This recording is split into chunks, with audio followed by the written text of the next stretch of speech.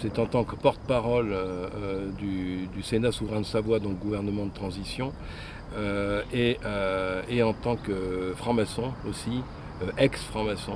Il s'appelle Socrate réveille-toi, très peu connu, donc lettre ouverte aux francs-maçons. Et en fait, il y a quelque chose que je souhaitais lire comme en quelque sorte comme un testament maçonnique en me disant stop, maintenant j'arrête, c'est fini, et je renvoie la maçonnerie telle qu'elle existe aujourd'hui dans les cordes. Donc voilà ce qu'il disait et je partage. Donc j'ai aimé la maçonnerie comme on plonge dans une chaude vague. Elle était comme cette terre promise qui donnait une couleur à l'intelligence et à la vie. Secouant l'être profond lors de ces cérémonies, j'en ressortais toujours émerveillé, comme ruisselant de sa sagesse et de la sagesse des anciens. Elle me comblait. Ce fut le cas. Ce ne l'est plus. Alors ce ne l'est plus parce que, comme les maçons le disent si souvent, il s'agissait de tailler sa pierre, de la polir afin de la porter au sein de l'édifice. Et c'est ça le problème, c'est que en tant que maçon, et moi en l'occurrence, j'ai fait des serments. Le serment était d'aider l'humanité. Ce serment était de se bouger en n'ayant pas peur que nous sommes des francs-maçons. Moi je suis pour la transparence, il n'y a aucun problème, il n'y a pas de problème dans l'histoire. Le problème c'est que nous ne respectons pas notre serment.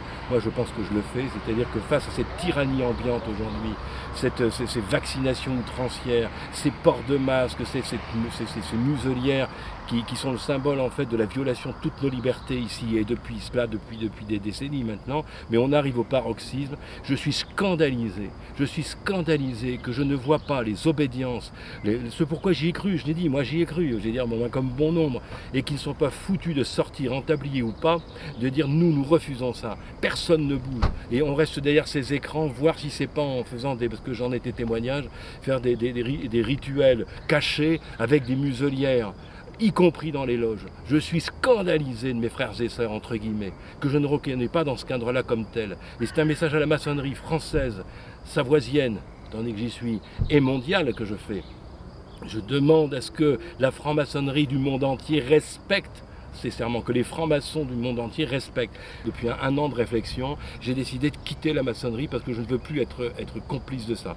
D'autre part, c'est un message que j'adresse aussi à tous mes concitoyens savoisiens.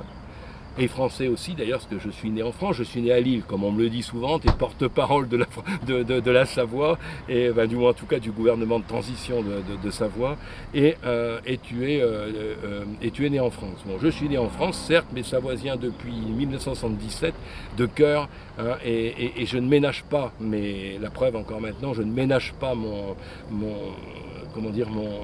travail, mon temps pour pouvoir aider à restaurer la Savoie.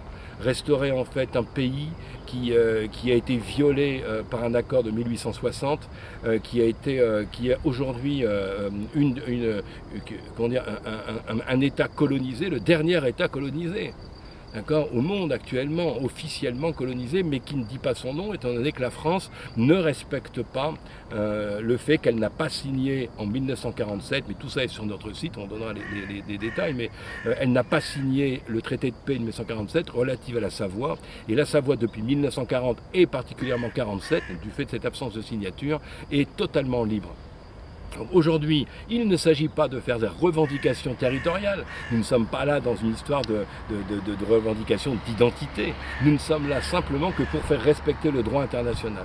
Droit international qui est bafoué par la France et qui est d'ailleurs à ce titre-là défendu par un autre avocat de France qui s'appelle Fabrice Bonnard, qui travaille en étroite relation avec nous évidemment et qui, lui aussi, tout français qu'il est, s'indigne contre le fait que son pays, qui est censé défendre, ne respecte pas le droit international. Moi, officiellement, je dis, je me retire de cette mascarade maçonnique actuellement parce qu'elle n'est pas foutue de prendre sa responsabilité. Je ne veux pas en être complice.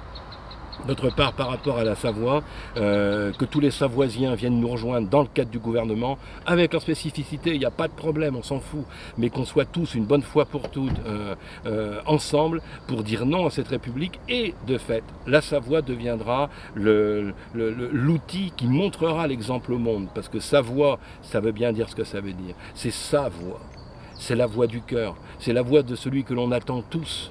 et celui qu'on veut manifester dans notre cœur qui a été tellement détourné.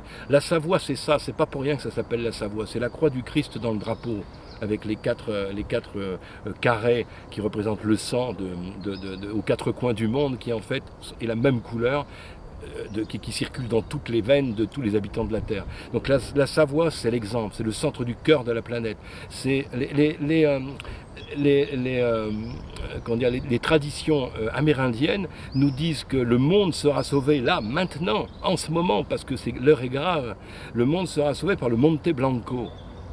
Le Monte Blanco, c'est le Mont Blanc, on y est. C'est ici qu'on doit montrer l'exemple. Et que bon sang, on montre aussi en Savoie l'exemple de l'unité et non pas de la diversité, que nous soyons tous ensemble, aussi différents soit-il, mais que nous réunissons tous au sein du gouvernement de transition de Savoie qu'on appelle le Sénat souverain de Savoie.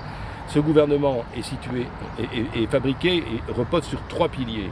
Un conseil national, un conseil juridique, qui est assez costaud, Conseil national aussi, et des délégations.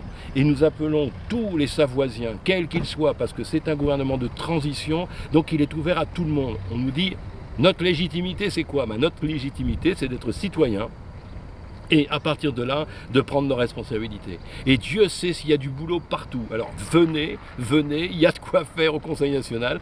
Nous avons de toute façon des actions juridiques très fortes. Nous regardez sur le site www.sénat-savoie-gouv.net, vous allez voir toutes les affaires de justice qui ont été déjà travaillées il y a des années avant nous.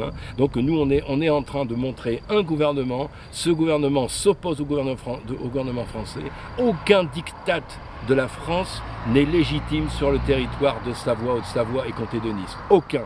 Vous avez déjà perdu. La France, la République française a perdu. Nous avons tout ce qu'il faut avec nous. Les négociations sont en train de commencer, là, vont commencer, mais enfin, on est déjà en train de saisir les uns et les autres. Nous sommes en lien aussi avec l'armée, nous sommes en lien avec les armées dissidents, vous savez, les personnes qui ont écrit, les généraux, les colonels, tout ça. Bah oui, nous sommes en lien directement avec eux. Nous sommes en lien avec la Russie, directement de Poutine, avec les États-Unis, de Trump, évidemment pas avec Biden. Que nous montrions l'exemple au monde, que la Savoie va donner l'exemple pour tout, pour l'éducation, pour les impôts. Plus d'impôts en Savoie, il y aura que des impôts de taxation sur chaque transaction financière. Donc il n'y a plus toutes ces histoires d'administration, de violation des droits, etc. C'est fini ici. Allez voir le préambule de la Constitution sur le site du 3S.